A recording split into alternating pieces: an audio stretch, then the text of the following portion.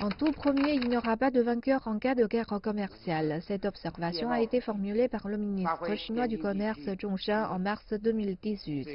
Il avait alors indiqué qu'une guerre commerciale entre les deux pays pourrait entraîner les économies de Chine, des États-Unis et du monde au bord du gouffre.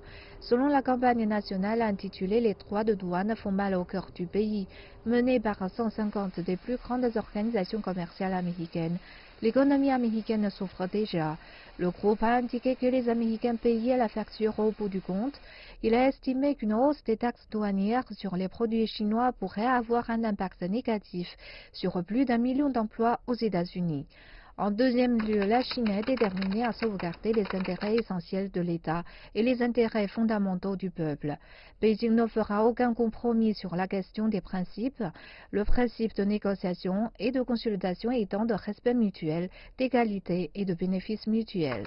Enfin, en dernier lieu, la Chine a indiqué que sa politique d'ouverture et sa promotion d'un développement de haute qualité restaient inchangées.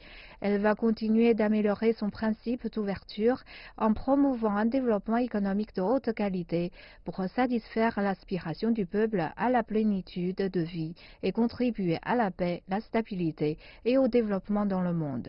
La Chine a déclaré qu'elle ne voulait pas une guerre commerciale, mais était prête à défendre ses intérêts.